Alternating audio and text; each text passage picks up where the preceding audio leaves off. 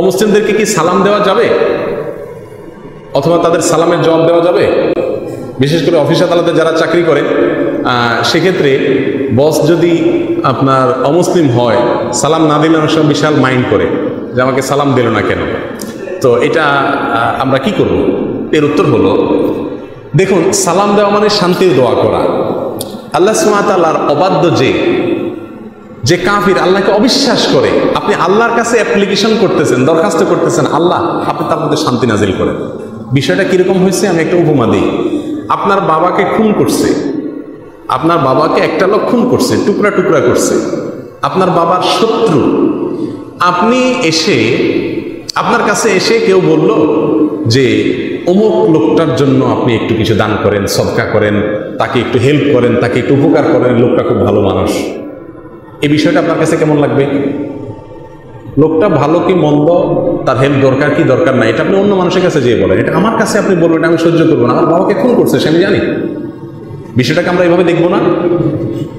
একজন মানুষ যখন আল্লাহকে অবিশ্বাস করে, আল্লাহর বিরুদ্ধে বিদ্রোহী কাফির, আল্লাহকে অস্বীকার করে, আল্লাহ তাওহীদকে অস্বীকার করে, একত্ববাদকে অস্বীকার করে, তার জন্য শান্তির অ্যাপ্লিকেশন দোয়া কার কাছে করতেছেন? স্বয়ং আল্লাহর কাছে করতেছেন। বিষয়টা অনেকটা এই টাইপের, কথা বুঝে আসছে? সেজন্য কোনো অবস্থাতেই অমুসলিমদেরকে সালাম দেওয়া জায়েজ নাই। হ্যাঁ, সালাম দিতে পারেন এভাবে, সালামুন আলা মান ইত্তাবা আল হুদা। যদি বস অমুসলিম হয় আর সালাম না দিলে ঝামেলা করে, তাহলে জোর করে বলবেন সালাম আলা মান ইত্তাবা আল হুদা, আস্তে করে বলবেন। অর্থাৎ যে ব্যক্তি হেদায়েত গ্রহণ করছে তার উপরে শান্তি নাজিল হোক। কথা বুঝে আসছে? আপনি যদি হেদায়েত গ্রহণ করেন তাহলে আপনার মধ্যে শান্তি বর্ষিত হোক, আমি দোয়া করলাম, কোনো অসুবিধা নেই। এভাবে আপনি তাদের সালাম পেশ করতে পারেন।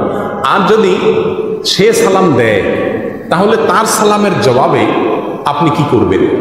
ওয়ালাইকুম বলবেন। তার সালামের জবাবে শুধু কি বলবেন? ওয়ালাইকুম, বাস, আর বেশি না।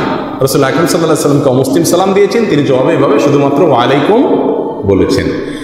অনেকে আছেন এক কাঠি আগ বাড়িয়ে অমুসলিমদেরকে তাদের ধর্মীয় বিভিন্ন কৃষ্টি কালচার অনুযায়ী অভিবাদন জানায়। যেমন হিন্দুদেরকে বলে আদব, বলে না নমস্কার, এটা কোনো অবস্থাতেই জায়েজ না। আপনি তাকে স্বাভাবিক বা সাধারণ যে অভিবাদন জানানোর বাক্যগুলো আছে, good morning, good evening, welcome, thanks, ভালো মন্দ, এগুলো বলেন, কোনো অসুবিধা নেই। কিন্তু আপনি তাকে তার ধর্মীয় যে কৃষ্টি আছে সেগুলোকে ফলো করার অধিকার আপনার নাই। ওইগুলোকে ফলো করবে সে ধর্মের মানুষ। ধর্মীয় বিষয়গুলো যার যার তার ধর্ম, যার যার এই কৃষ্টি কালচারও তার। আপনি তারটা গায়ে মাখাতে পারেন না।